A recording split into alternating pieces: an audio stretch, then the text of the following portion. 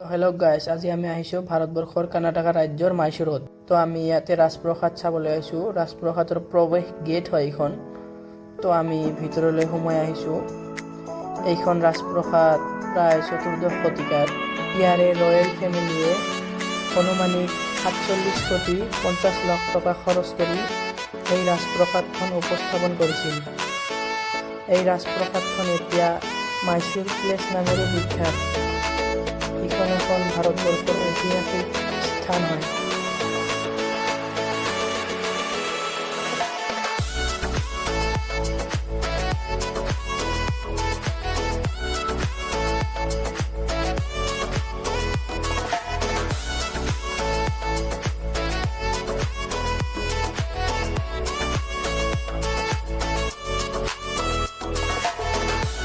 তো মই এতিয়া আপোনালোকক ৰাজপ্ৰসাদখনৰ বাহিৰৰ চাৰিওপিনৰ দৃশ্য দেখুৱাবলৈ চেষ্টা কৰিম।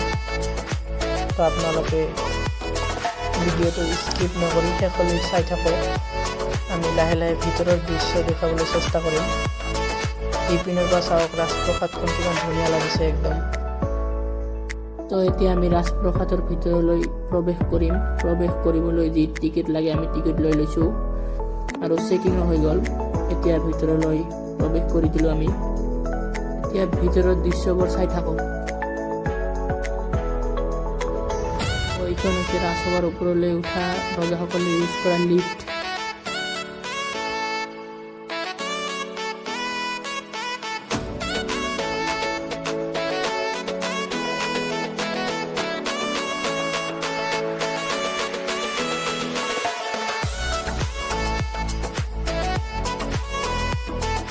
তো এইখন হৈছে ৰাজপ্ৰসাদৰ ভিতৰত থকা এখন ইনডোৰ ষ্টেডিয়াম, য'ত ৰজাই খেল ধেমালি পাতিছিল আৰু মিটিং চিটিং কৰিবলৈ হ'লে ইয়াতে কৰিছিল।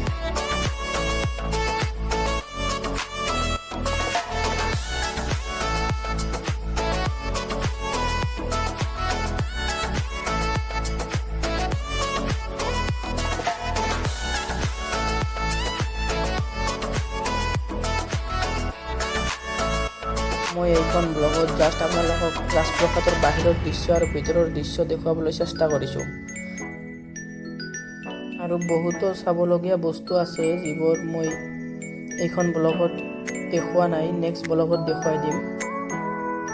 যেনে কোনজন ৰজাই কেতিয়া শাসন কৰিছিল, একাদিক্ৰমে সকলো ৰজাৰে ফটো আৰু ৰজা ৰাণীসকলে দৈনন্দিন জীৱনত ইউজ কৰা সা সঁজুলি আৰু যুদ্ধৰ সময়ত ইউজ কৰা বিভিন্ন বন্দুক ইত্যাদি। মই নেক্সট ব্লগত সকলোবোৰ আপোনালোকক দেখুৱাবলৈ চেষ্টা কৰিম। এইখন হৈছে চিলভাৰ ডগ।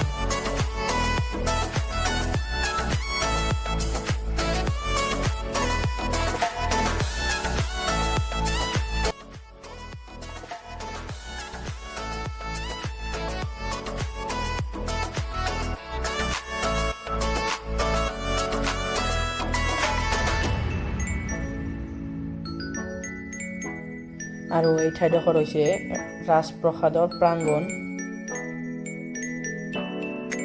তো মই এতিয়া ৰাজপ্ৰসাদৰ প্ৰাংগণেৰে লাহে লাহে খোজকাঢ়ি গৈ আছোঁ। আগত চাওঁ ৰাজপ্ৰসাদৰ প্ৰাংগণত চকী, ইয়াতে মানুহক বহিবলৈ দিছিল।